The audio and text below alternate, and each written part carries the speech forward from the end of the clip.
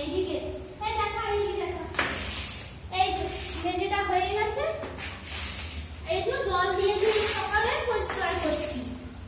হ্যাঁ, কি করবো, জলটা জমিয়ে আছে। এইদিকে গোড়াগুলো কিন্তু হলো না, যেমন তাই না, কিছুই হলো না, বুঝলেন? এই যে জল বারান্দাগুলো দেখেন, এই যে দেখুন, কি করা যাবে?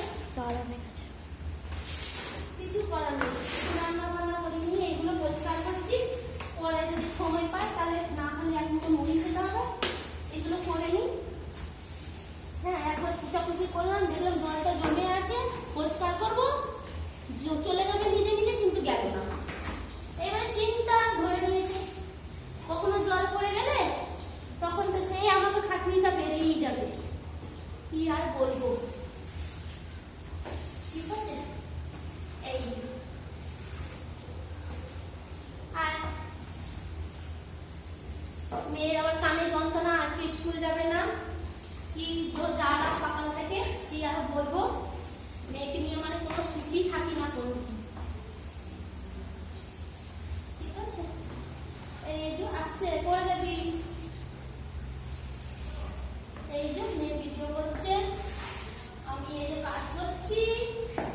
ঠিক আছে, পাখাটা চালিয়ে নিলাম তাকি তাড়াতাড়ি শুকিয়ে যাবে। এই রান্না দিয়ে টেনে নিলাম।